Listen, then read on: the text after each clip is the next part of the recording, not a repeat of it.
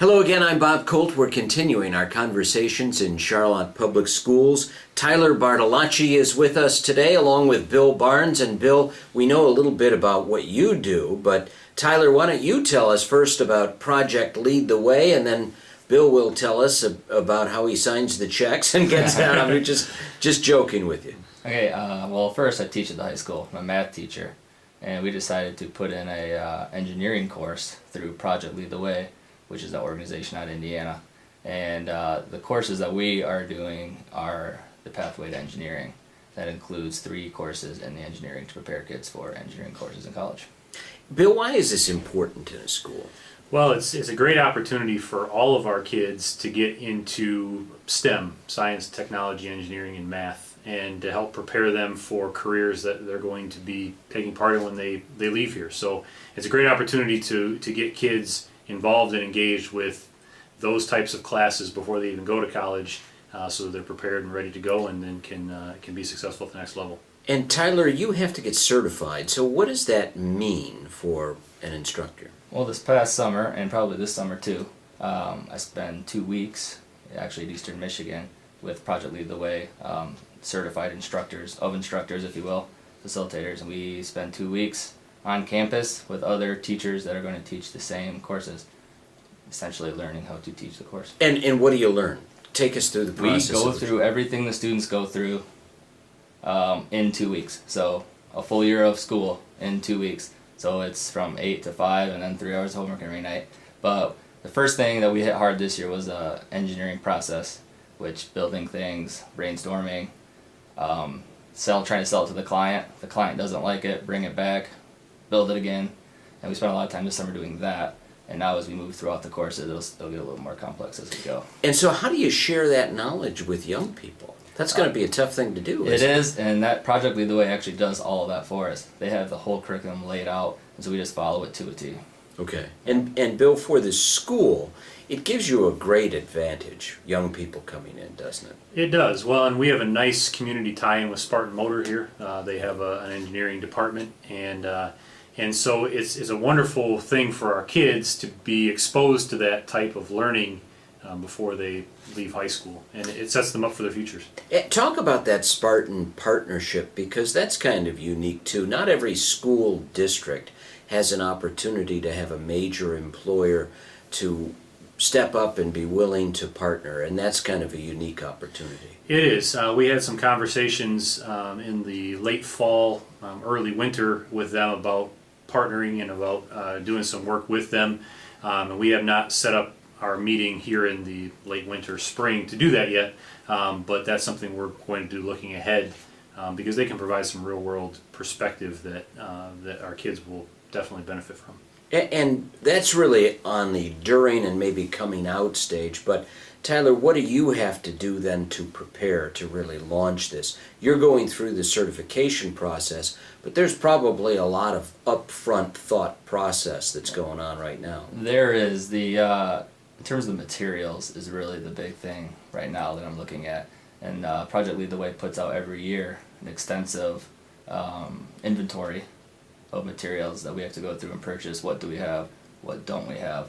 And I want to say it's a lot. It's a lot that goes into that. Yeah. And so is there a lot of material available online, or is it stuff that's consistent with the technology that you have? The technology is pretty much all going to be new. Well, that's exciting. Yeah, from new laptops to we have what we call VEX kits, which is the actual robotics part, to the programs, the software that are going to go on the computers. All that should be new to students. So what if a kid gets accepted into the program, they apply and they're part of, what you're doing.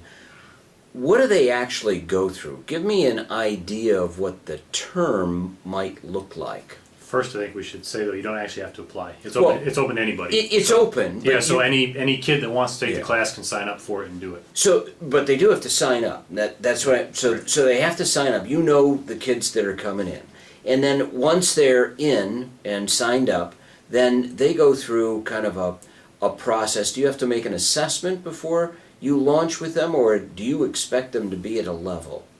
Nope. What the courses do is they take science and math curriculum and concepts that they already have through their math courses and their regular science courses, and kind of expands on them in a hands-on way through labs and other engineering.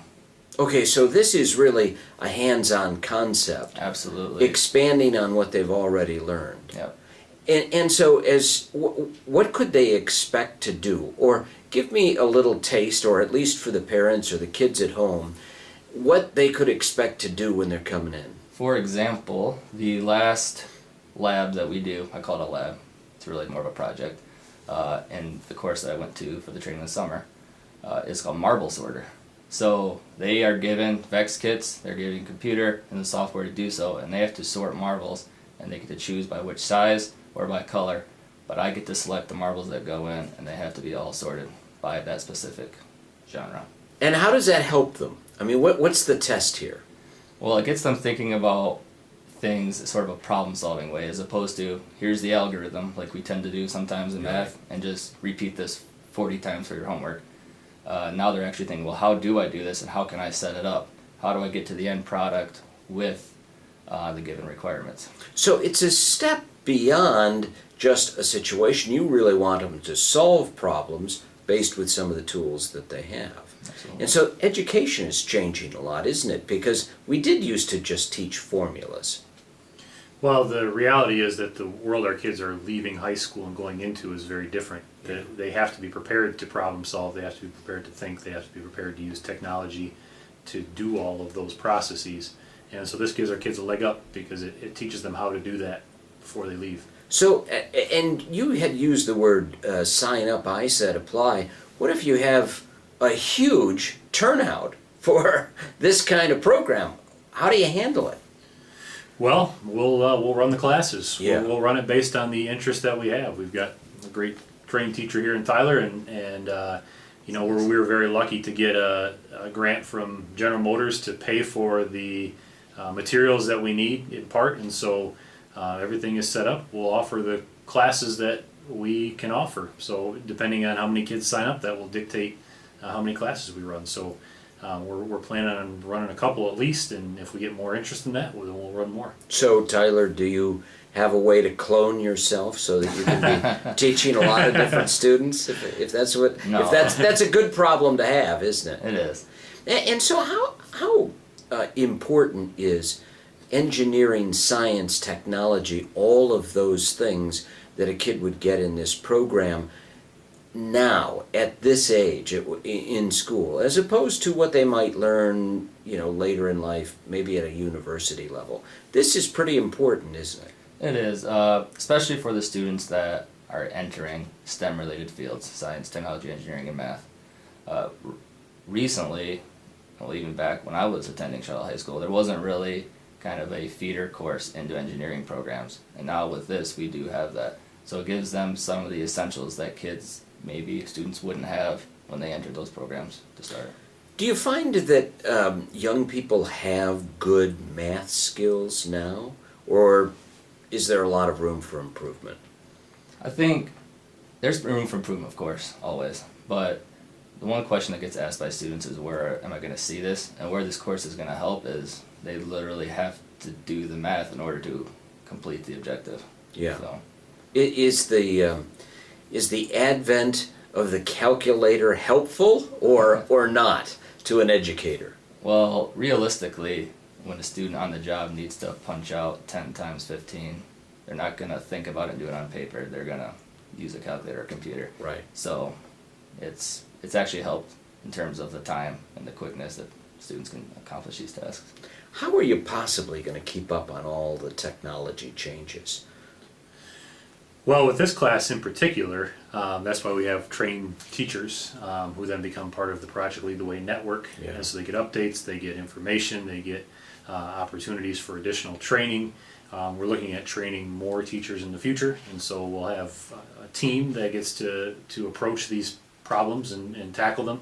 But basically, it's just having knowledgeable staff like we have that can be out there and understand what's going on and build the systems that we need to make sure that our kids are prepared. Yeah, and so when you say a team, you could have maybe a half dozen of Tylers? Well, I don't know if we'd have to Tyler's, but you know, we're going to start small. You know, Yeah. we have Tyler for this year, and you know, we're looking at in the future having, you know, one or possibly two more teachers go through the training, and so it may be a team of 2 or 3 to start out with at the high school. But then we also have some opportunities to partner with folks at the middle school that have gone through some of the training, and so. You know, by the time you look at a few teachers at the high school, a couple at the middle school, you get a pretty robust team that gets to tackle these types of projects. Now, other school districts are into this STEM approach, so you can learn from their mistakes. What kind of mistakes have other programs made? What are you thinking about that, you know, we can't allow to have happen here? Well, from my standpoint, it's a matter of making sure that we provide the time, the resources, and the training to help our teachers be successful. You can't just throw a teacher into a classroom. Hey, guess what? It's Project Lead the Way. No, Yeah. the program itself requires the training modules, and it requires you to follow that curriculum. And so it's important for us to make sure that we provide that. And then also just the support that's needed, the time in the master schedule to do it, and an emphasis on it. These skills are skills that kids need and that they have to have and that we think are important. And so we need to make sure then that we're placing importance on it by providing those resources and that time to do it. So, Tyler, it's like you've never completed your university degree. You're continuing to learn every day with this program, right? It never stops for you. Yeah, a lot of the stuff is new for me as well, so it's really fun. At the trainings, we get a bunch of nerds together in a classroom. We just kind of go at some of these labs. So it's really, Well, it's really a blast. And you say nerds, it's kind of cool to be a nerd nowadays. Actually. And so, if you assemble this kind of group, what kind of output do you expect? What is the expectation in Project Lead the Way that other schools might not have? Well, we want to prepare kids for STEM-related fields, and that's really what Project Lead the Way is about. A lot of the president, actually a keynote speaker at the last conference I went to, said there's a big gap in STEM fields that aren't being filled every year, and so we're really trying to prepare kids to fill those fields. Why is that? Do you think there hasn't been an interest, or we haven't qualified young people enough? A little bit of both. And it probably stems a little bit more from the interest. If we're not showing where this can be used and how fun it actually can be to do this kind of thing, hands-on activities, they're not going to be qualified enough because they're not going to have taken enough of the courses. Yeah. Do you promote the fun? Absolutely. Absolutely. I love it. It is. And so, well, tell parents and young people what kind of fun they may have in this sort of Project Lead the Way program. Well, we're gonna spend a lot of time building things, seeing what they can do, correcting our errors, and trying to make them better. And things are so robotic now. That must just be exciting to kids. Well, it is, and anytime kids are whizzes with technology anyway, and so if you can harness that interest that they already have with the technology to solve some real world type problems and to get kids together to think about problems through math and through science and through technology, it kind of feeds a natural interest that a lot of our kids have anyway. It's true. This is going to seem to be a program that'll really take off in Charlotte. And so once it starts, you're ready for kids at, I would say, any level, right? I mean, you want to start them young, but be ready for your program. And this is kind of unique because it's really focused. They still are doing other things, right? I mean, obviously they're still taking other courses, but this is a focused program in technology. Yeah, at this point, we still have our regular Michigan Merit curriculum math classes, our science classes, and this is in addition to those things. So it takes the skills they learn in those other classes and allows them to apply it in a real world place, which is a great thing for our kids. And it's, as Tyler mentioned earlier, it answers the question, where am I going to use this? Yeah. And obviously, if you're working with some potential employers, the use isn't very far away, is it? Absolutely. Right. Do you think jobs will be growing in these kinds of fields in the future then?